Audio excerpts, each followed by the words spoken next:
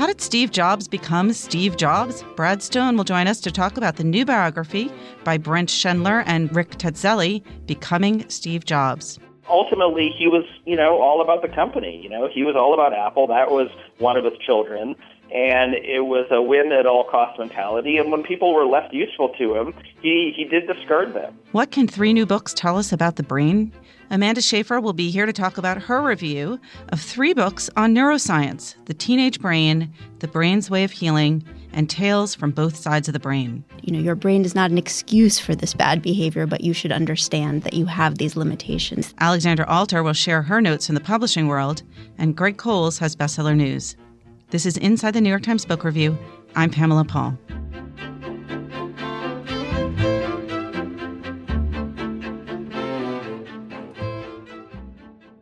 Brad Stone joins us now. He is a senior writer at Bloomberg Businessweek and also author of The Everything Store, Jeff Bezos and the Age of Amazon.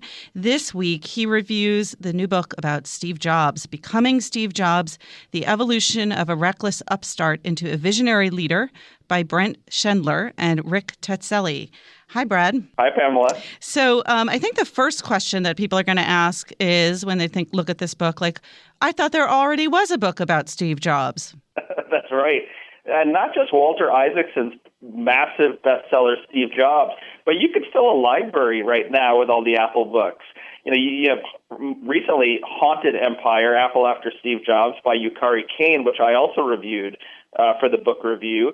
There are books on Johnny Ive. There are books about Apple's presentation secrets. There's The Internal Culture of Apple, a book by Adam Lashinsky a few years ago. Apple versus Google. It goes on and on. But you're right. Walter Isaacson has the big one. Everything else orbits around his book. But the funny thing is, even though everybody bought that book, and the timing, was, tragically good because it came out right after Jobs' death, it turns out that Apple itself didn't like it, kind of mysteriously so. When Brent and Rick then came along with this other account, a lot of the insiders got behind it as an alternative to what Walter had presented. So it ends up actually serving as an interesting juxtaposition. What didn't they like about Walter Isaacson's book? It's kind of mystifying to me. They present it as having a one-sided view of Steve as being, a kind of immature leader, as being someone who is dominated by his passions, by his competitiveness. That was certainly true. The argument in Becoming Steve Jobs by Brent and Rick is that was less true over time, that Steve really matured as a leader. I just find the critique of Walter's book to be a little unfair. As I say in this review, look, Steve cooperated with Walter. Walter Isaacson had the best access of anyone. And he also, was operating under a pretty incredible time constraint. But I found, my recollection of not reading it 2 years ago was that Walter did also present a complete picture. And that Becoming Steve Jobs, this new book, is sort of less revisionist than it thinks it is. But that said, it's still a pretty good work in addition to this catalog. Well, if we're going to talk about access, certainly the lead author of this book, Brent Schendler, had plenty of access. I think you say that he watched Toy Story with Jobs' kids at Jobs' house. I know. Can you imagine? What a momentous experience. This book says something interesting about the technology media of which, I am a part, and about the way Apple manipulated it. And Jobs was the master of it. He played this really long game where he rewarded, the most sort of faithful correspondents who hewed the closest to the Apple line. And Brent was great at that, and there's something to be said for it, among the group of reporters in the 80s and 90s really in the 80s, who got the closest to Steve Jobs. And that's a group that includes my former colleague Stephen Levy, who wrote many great Apple books, John Markoff of the New York Times, my colleague now at Bloomberg, Peter Burrows. Brent was right up there. Perhaps no one talked to Steve as much, and Steve's enemies didn't like Brent, and Steve did, and that turned into a lot of great Fortune cover stories, and now this book. So yeah, Brent Schendler had this very long and actually quite moving history with Steve, which ended when Brent himself got sick. Ended up in Stanford Hospital for many months, struggling with an infection he had picked up in South America. And Steve actually visited him in the hospital and helped with his care. So, kind of running through this book is this interesting backstory that also tells us a lot about how the technology media covers these giants. I think you mentioned that Schindler was hallucinatory, and Jobs went so far as to kind of tell the hospital that this guy deserved VIP treatment. And yet, as you note, he kind of broke things off with Schindler once he left Fortune, right? That's right, and it was sort of interesting that Brent seemed kind of, he writes in the book that he was sort of mystified by it and didn't understand it and was kind of hurt by it, and this was back in about 2005, and as a result, kind of was resentful, and even when Steve died, didn't fully attend all the memorial services because he was resentful about it. And yet, from an outsider reading it, like, the subtext is kind of clear, which is that, Steve he did care for the people around him. He took a personal interest in the lives of his top executives. There's a lot of interesting stuff here about his relationship with Tim Cook. And yet, ultimately, he was, all about the company. He was all about Apple. That was one of his children. And it was a win at all cost mentality. And when people were less useful to him, he did discard them. It happened with Apple executives, and it happened with journalists. With Schindler, who, as you mentioned, was a longtime writer for Fortune, and before that for the Wall Street Journal, and his co-author Tetzeli, who is at Fast Company, that you mentioned that one of the things they do get that Isaacson didn't have was access to some other key Apple figures and people from Jobs' life. Who did they talk to? Tim Cook, who, I think did talk to Walter Isaacson, but here talks more at length, who clearly has a little bit of a chip on his shoulder about Walter Isaacson's book. He even addresses it straightforwardly in the book, as saying it presented a one-sided view. There were other Apple executives, Johnny Ive, and other top executives.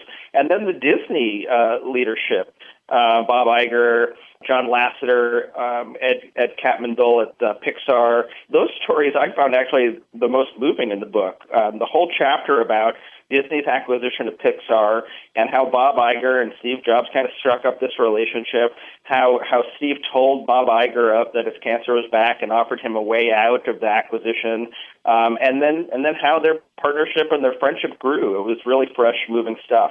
There is some stuff from Steve's wife, but she's very private, and I didn't find that the most compelling. But it was really the Apple and the Disney insiders who, for whatever reason, felt that there was more of the story to tell and that Walter Isaacson hadn't covered it.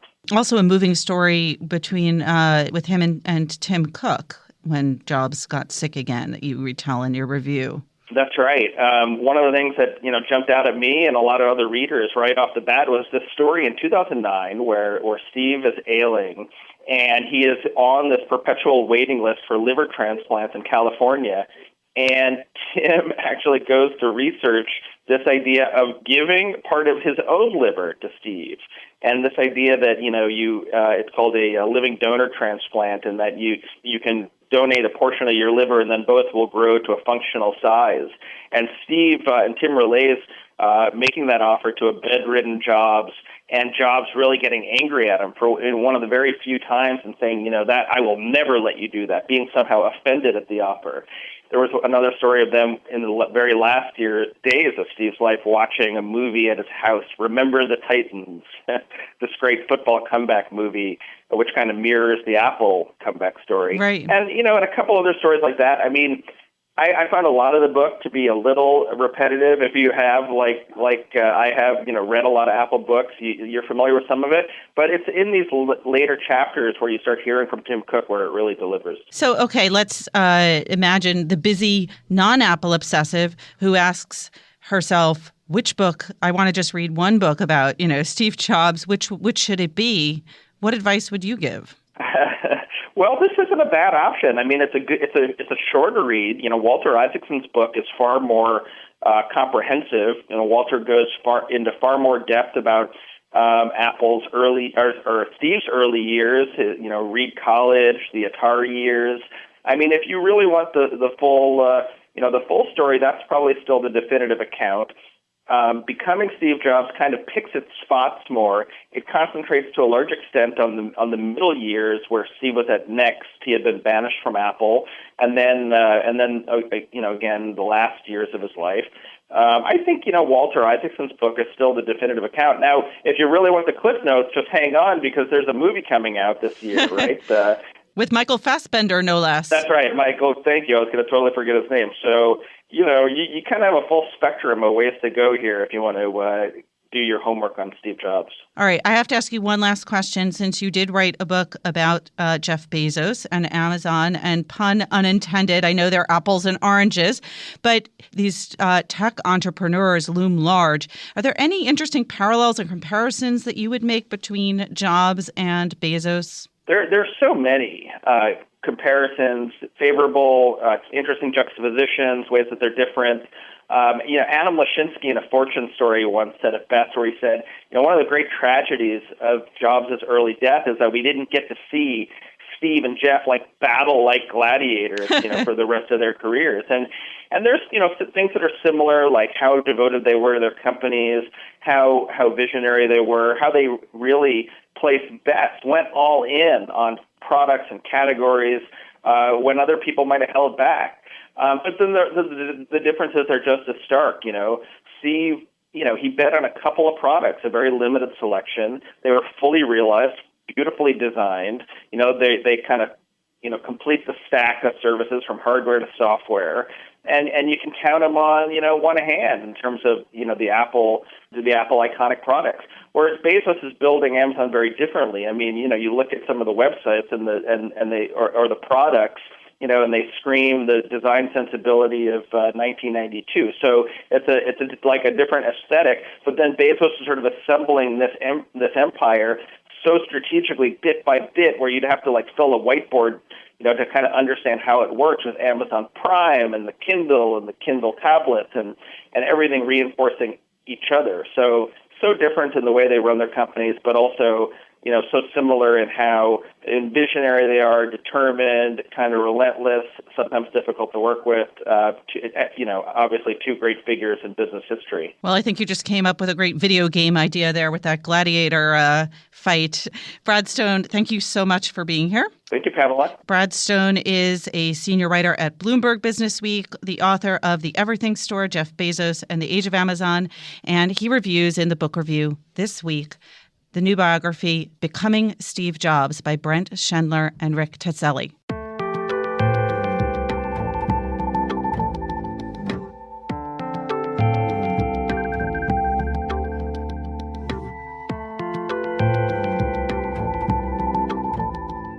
Alexandra Alter is here with Notes from the Publishing World. Hi, Alexandra. Hi, Pamela. All right. What are we talking about today? So there's an interesting kind of throwback trend that I've noticed. You would think in this age of really short attention spans, when people get their news from Twitter and watch 6-second videos on Vine, that big books would sort of be on their way out. But a handful of authors are still writing really long. I'm talking 1,500 to 3,000 pages. Undaunted. Well, you know what? The problem is maybe they started them long before the attention span thing happened. I think that's exactly what happened. So the first one that's coming out next is Larry Kramer's novel. Larry Kramer, the playwright, has been working on this book for more than 40 years. It's a 2-volume history of the American people, but it's actually fiction.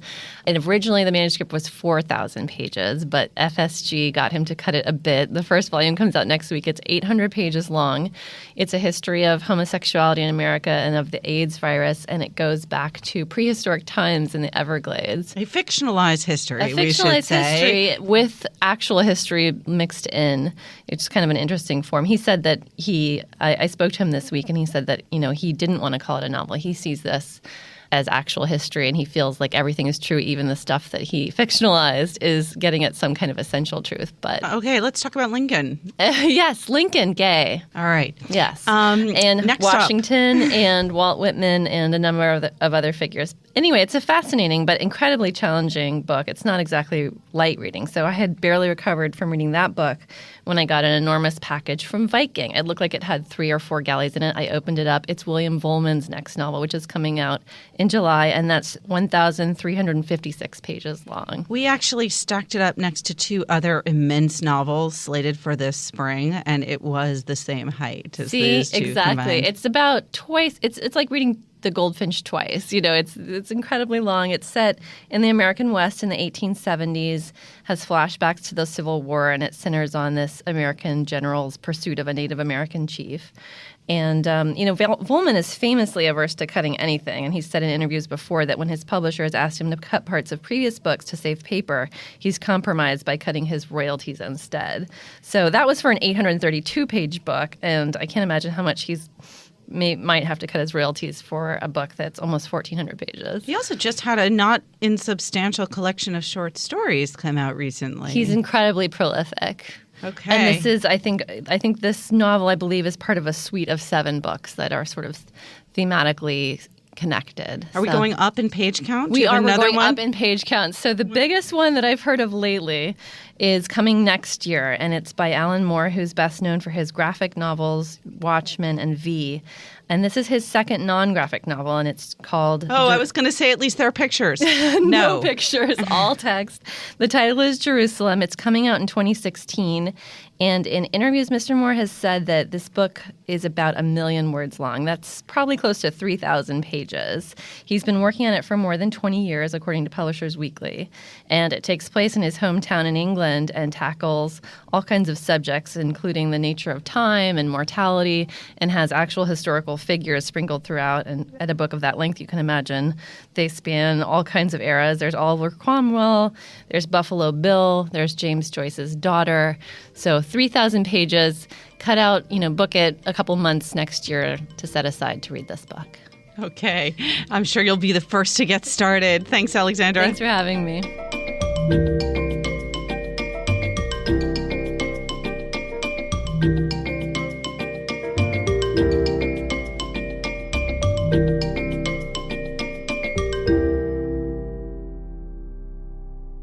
Amanda Schaffer is here to talk about her shortlist review of 3 new books about neuroscience. Hi, Amanda.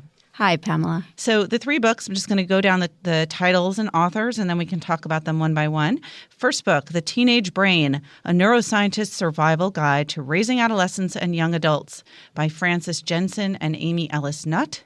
Then, The Brain's Way of Healing by Norman Doidge, Remarkable Discoveries and Recoveries from the Frontiers of Neuroplasticity. And finally, Michael Gazzanaga's book, Tales from Both Sides of the Brain, A Life in Neuroscience. All right. Let's start with The Teenage Brain. There was a big story recently in the New York Times Magazine by Rachel Cusk about just the trials of raising a teenager that really resonated with readers.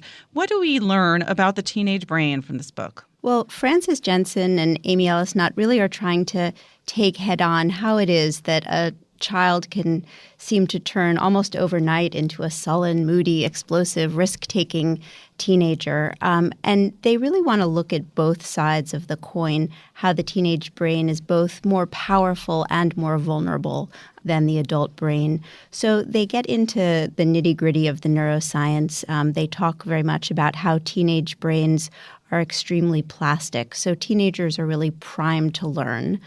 They form memories more readily than adults do. Their memories also seem to persist for longer. So that can be a boon in terms of learning and growing intellectually. It can also mean that they're primed to learn the wrong things if they are around. Just when you were getting excited and feeling better about things, we hear the downside.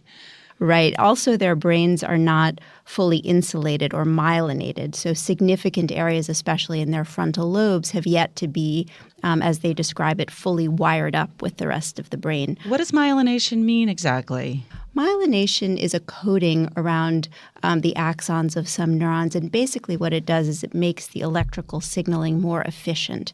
So one of the examples that they give, they point out that the frontal cortex, which is responsible for judgment and decision-making, is not fully myelinated until later. And so what that can mean is that the sort of impulsive or risk-taking impulses that may emanate from other parts of the brain may have trouble sort of linking up with the judgment and decision centers, all of which can mean that teenagers may find themselves in dangerous situations, not quite knowing what to do about it. But they can blame it on biology. Well, she does engage directly with that. I mean, she talks about introducing these brain concepts directly to teens and telling them that, your brain is not an excuse for this bad behavior, but you should understand that you have these limitations. She definitely makes that part of the parenting strategies that she recommends. Would you give this book to a teenager and say, like, hey, read this and you'll understand better what's going on with you? Or is this a book for parents? Who's this for? I think the authors might advocate giving the actual book to teens. Jensen has a story in which she's trying to convince her sons not to multitask while they're doing their homework. She sees them watching TV and answering email and texting and trying to study for exams at the same time. And her approach is to pull out a scientific study and show them a graph of what happens to college students who are trying to do a word recall task at the same time as they're being distracted. And she sort of demonstrates with this graph that they can't multitask as effectively as they probably think they can. And apparently with her sons, that's completely successful, and they close their email and hit the books. I think it's worth saying that one of her sons is now a business consultant. The other one went on to get a degree in quantum physics. So they were probably susceptible to this sort of information-driven approach to parenting. Right. Is this a parenting book? Is it a neuroscience book? Is it a hybrid? I would call it a hybrid. There's a lot of great information about the neurobiology of the teenage brain for people who want to dig into information about myelination or the reward circuitry and the way that teenagers respond to dopamine.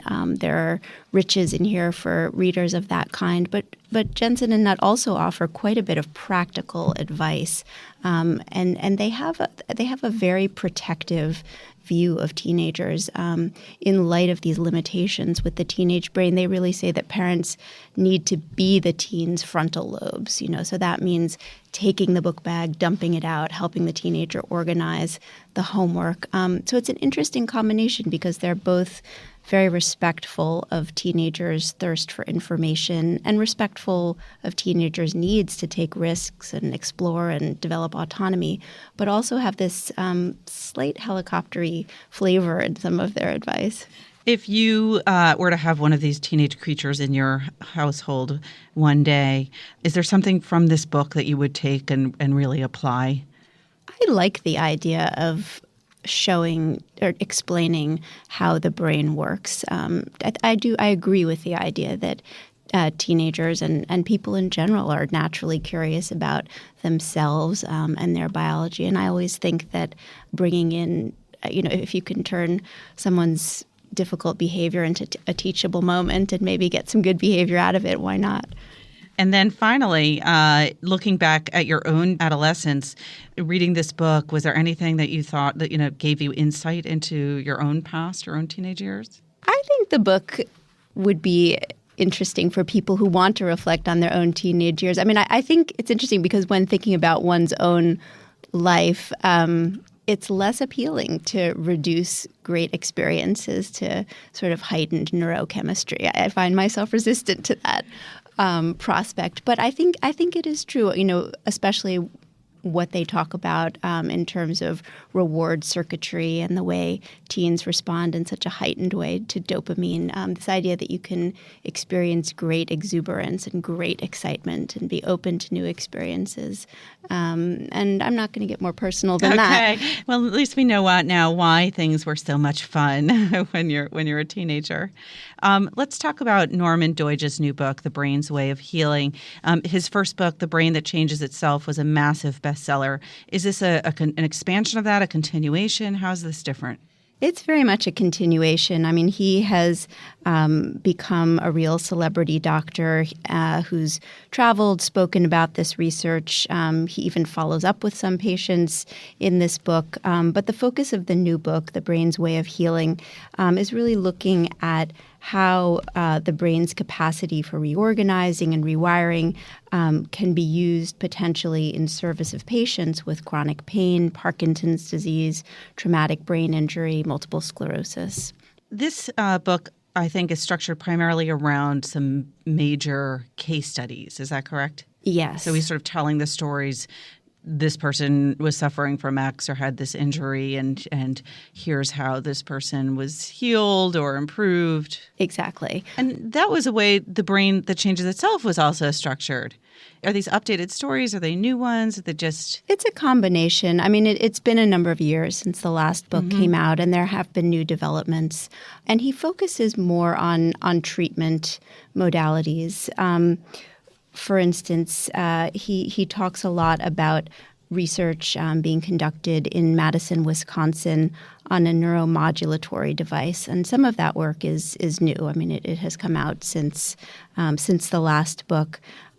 He tells the story, for instance, of a professional singer named Ron who, through multiple sclerosis, lost the ability to walk or sing or swallow, and goes and tries this neuromodulatory device, which is a device that it resembles, according to Deutsch, it resembles a wide stick of chewing gum that sits on the tongue and has electrodes on the underside. And so it sends electrical impulses into the tongue, and from there they travel to the brain. And the idea is that this can modulate the brain's behavior.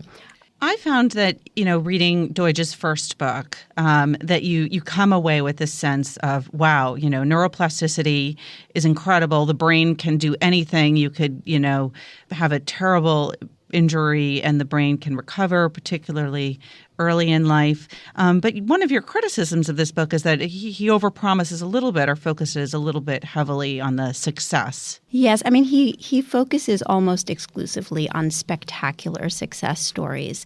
And they're inspiring. I think he is intending the book and his last book to be inspirational, motivating for patients. And I certainly don't want to dismiss that impulse in any way. I think there is a lot of inspiration in this book. My caution is more that the stories that he's featuring are not necessarily representative of the scientific literature as a whole. For instance, with this tongue stimulatory device, the professional singer that he features, after a week in the lab with this device, this man who had lost his voice completely was belting out show tunes for the lab. And, after the course of his treatment, he was tap dancing, having walked in originally with a cane. And then these researchers, their work is terrifically interesting, and they did in 2014 publish a small randomized controlled trial of their work. And they found that in patients with MS, they looked at 10 patients treated with this device and found that in undergoing work with the device combined with exercise, these patients did have modest improvements in their gait. And so that's sort of the disconnect. It's not that there can't be improvement, but the stories that he chooses just may not be representative of the kinds of gains that patients may have. And when you're talking about early science and emergent technology, there's always the question of what will happen as devices or promising therapies go through clinical trials. And that really has yet to be seen for most of what he's talking about. All right, let's turn to the third book by Michael Gazzaniga, Tales from Both Sides of the Brain, A Life in Neuroscience. I have to say, we all know you can't read too much into blurbs, but for a book by a major pioneer in neuroscience, it's interesting to note that on the back we have blurbs from Tom Wolfe, Conan O'Brien, and Alan Alda. I don't know if you can explain that, but who is Gazzaniga? So he is a luminary in the field of neuroscience. He's considered a founder of cognitive neuroscience, which is the study of how the brain creates the mind. And he's lived a wonderful, rich life that he describes in a lot of detail in the book. Is it a memoir to a certain extent? Yes, it very much is. He focuses both on his scientific work and on his intellectual and social life. He's been close friends for many years, for instance, with William F. Buckley Jr., spent a lot of time with the National Review crowd. So you are going to answer how he knows all these guys.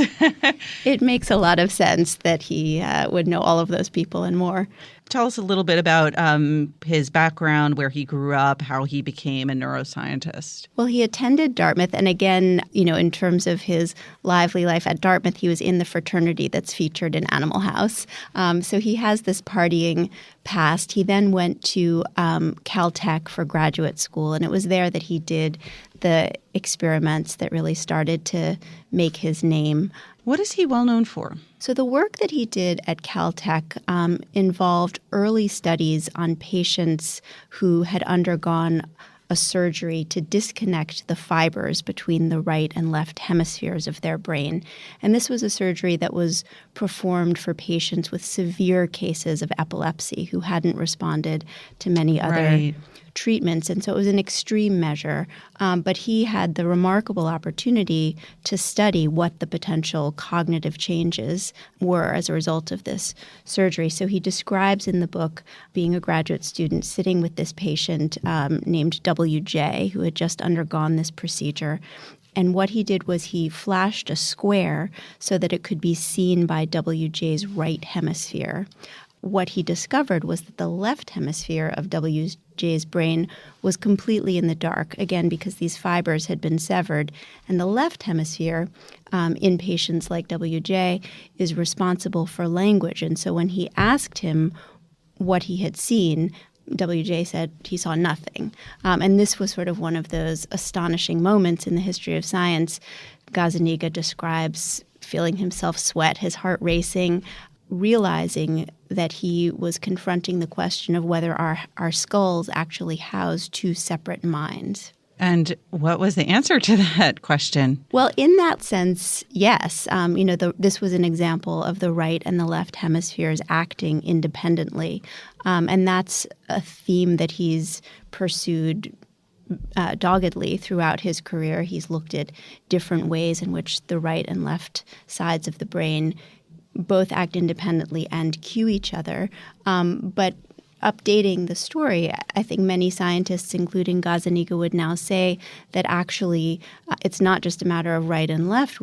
Our brains actually operate as sort of a confederation of multiple processors, all sort of aggregated within our minds that we really – Gazzaniga is also well known for a comment he made a few years ago that our brains work more by local gossip than by central planning. That's an interesting metaphor. Recently, there have been surgeries where you can remove half the brain, right? You can remove one half of the brain, a hemispherectomy. The other half will accommodate or make up for those changes. Does he talk about that in his book at all? He doesn't. That seems like it might be more the purview, actually, of Norman Doidge, talking about how the brain can accommodate and respond to some extent, after very traumatic events or large-scale surgeries. Interestingly, while we're speaking of plasticity and Gazzaniga, he was a nice counterpoint to Doidge. He wasn't, of course, responding to him directly, but since I had both of their voices in my head, I felt that one might be sort of talking to the other in my mind. But Gazzaniga is cautionary about excessive claims of neuroplasticity. His perspective, which is a little bit more of a downer than Doidge's, is that most neurologic disease has a sort of deadening finality to it. And he says that slack is not automatically taken up by another part of the brain, and that we sort of overestimate how much the brain can change. Does that apply only to disease or also to injury? In this particular quote, he uses the word disease, but my guess from the context is that he would apply it to injury.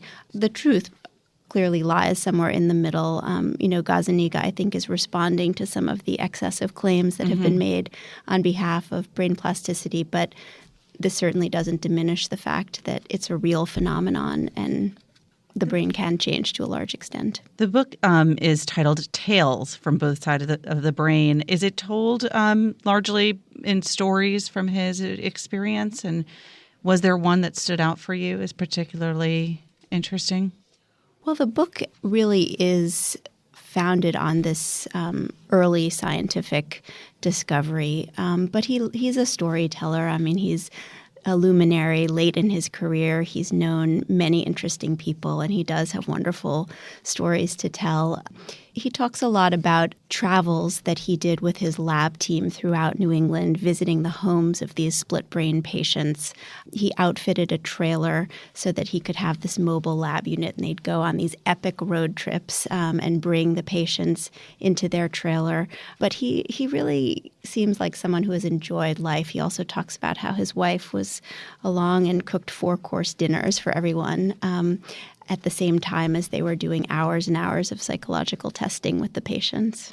These 3 books are obviously quite different. I'm just going to run through the titles again. The Teenage Brain, A Neuroscientist's Survival Guide to Raising Adolescents and Young Adults by Frances Jensen and Amy Ellis Nutt. Norman Doidge's new book, The Brain's Way of Healing, Remarkable Discoveries and Recoveries from the Frontiers of Neuroplasticity. And finally, Michael Gazzanaga's Tales from Both Sides of the Brain. So very different books, but the benefit, I think, probably of reading them all together and reviewing them is sort of seeing what's going on in neuroscience as a whole. Was there something in one of the books in particular that you took away as being especially interesting or informative? Just something that kind of stood out for you? It's exciting to hear the reflections of someone like Gazzaniga at this stage in his career. You know, he's come through so many years of research, and to see what's on his mind at this moment was particularly interesting for me.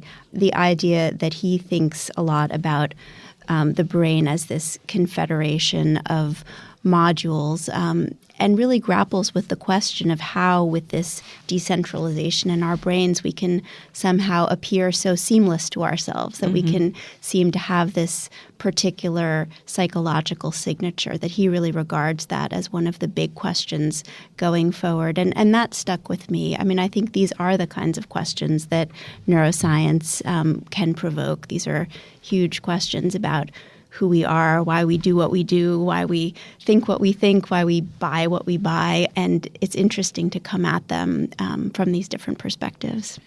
People like to read about themselves. Amanda, thank you so much. Thank you, Pamela. Amanda Schaffer is a contributing editor at the MIT Technology Review and a former science and medical columnist for Slate. And this week, she writes the shortlist on 3 new books about neuroscience.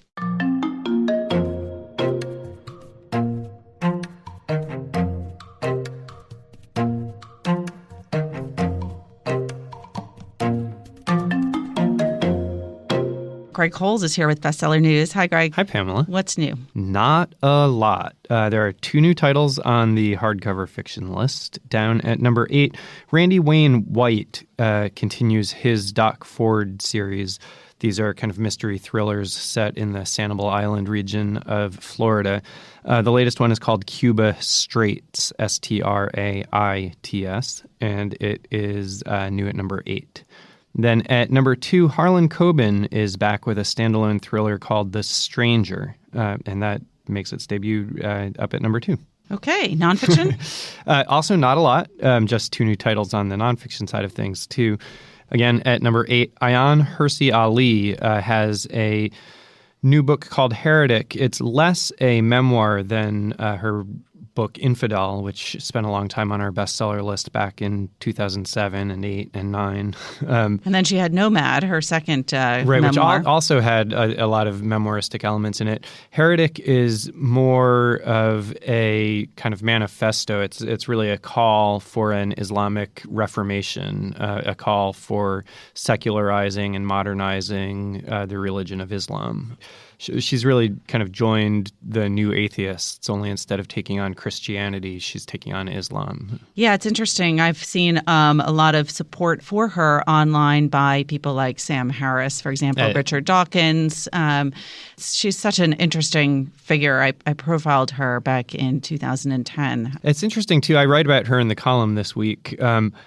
Her whole message is really about liberalizing Islam, and she considers herself a liberal, a feminist, a liberal. She really excoriates Islam for its treatment of women and its treatment of gays and non-believers, and she wants to bring it into the modern age. She's got a very progressive message, and yet she feels spurned by liberals in America. She has really been embraced much more by the conservative community, and in fact, when she was looking to work at think tanks, once she moved to America from the Netherlands back in 2007, she couldn't find a job at any of the liberal think tanks, and the American Enterprise Institute ended up taking her on. Clearly an independent thinker, even if she is affiliated with that particular think tank. And Susan Dominus reviews her this week in the book review. Yes, she does. What else? And then finally, also again at number 2, so both new titles on fiction and nonfiction this week are at number 8 and number 2. Number 2 on the nonfiction list is the new Steve Jobs biography, Becoming Steve Jobs, by Brent Schlender and Rick Titzelli. And obviously, we just talked to Brad Stone earlier about that book. Who reviewed it for us, yes. Okay, thanks, Greg. Thanks, Pamela. Remember, there's more at nytimes.com/books. Our producer is Jocelyn Gonzalez, and you can always write to us at books@nytimes.com. Thanks for listening. For the New York Times, I'm Pamela Paul.